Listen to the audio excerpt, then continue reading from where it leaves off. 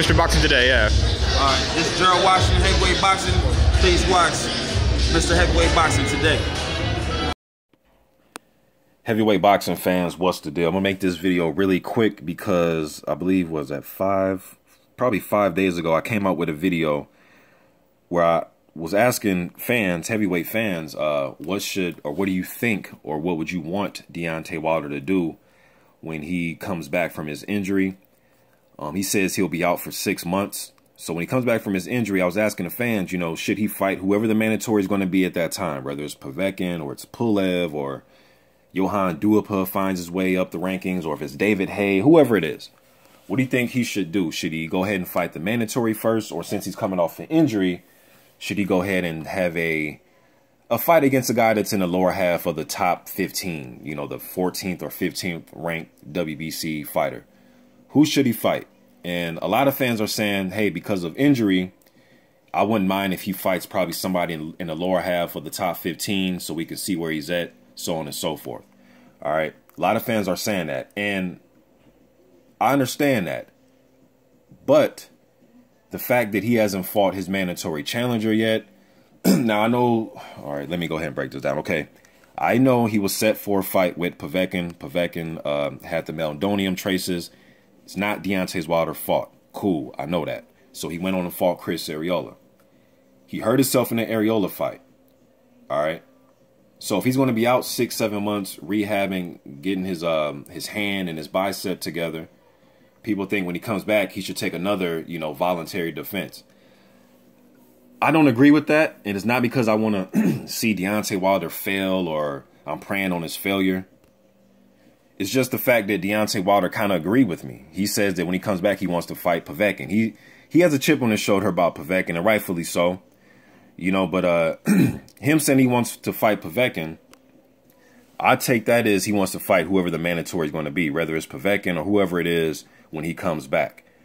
And I think that's what he should do, because, and this is the reason why I think that, if he comes back, now we know that I came out with a video that he's going to wear different gloves when he comes back. He's going to wear the Everlast Pro Lock, I believe it's called, glove, and it's kind of a orthopedic glove, kind of like the gloves that Mayweather wears, where it's has a lot of cushioning padding in it, so he won't re-injure his hand, because this is the 3rd time he's had surgery on his hand. All right, and he has pins in his hand and the whole nine. So my thing is, okay, let's say he comes back and he fights a voluntary again, right, and he hurts his hand again. Then what? Does he sit out 6 months and then come back and fight another voluntary defense to see where his hand's at again? My thing is, he's going to have hand problems. That's just what it is. This is the 3rd time. This is a pattern. This isn't just some freak injury, and when he comes back, let's put him in there with a softer touch type of thing. This is a pattern, man. His hands are going to, this is what it is. His right hand is going to get injured probably frequently, especially the more he lands in fights. So this is what it is. So my thing is, if he comes back and fight another voluntary, hurts his hand again, is this just going to be, where he's going to keep having voluntary till his hand's fully healed?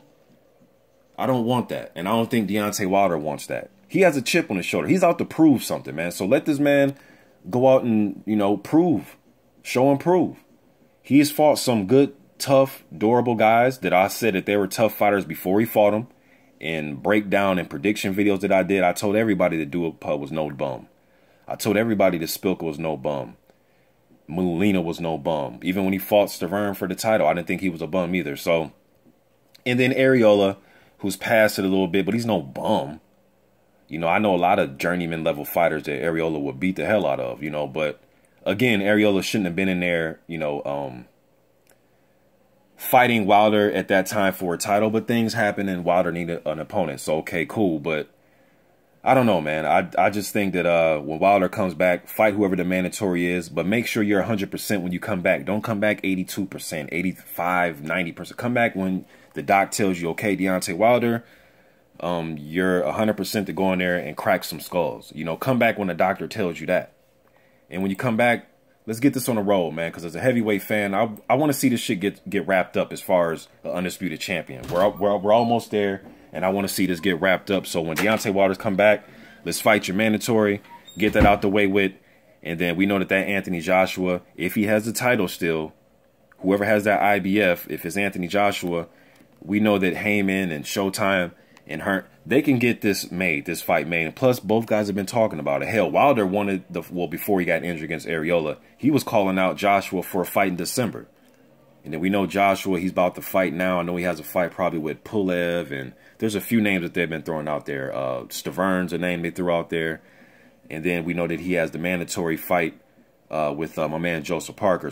And Parker has a fight coming up with Alexander Dimitrenko. So a lot of stuff going on right now. But when Deontay Wilder's come back, damn a voluntary, man. Let's get him in there with whoever the mandatory is or a big fight. I know some of you disagree, but my thing is, if he messes his hand up again, then what? Are we going to keep doing this until his hand's 100%? I believe this is a pattern with him, man. He just has, you know, and a lot of fighters fight with bad hands. Floyd Mayweather did it. He's just, I use Floyd for example because he's just a name that popped up top of my head, and he's a current, well, he's retired, but one of the more current guys that had messed up hands and still fought.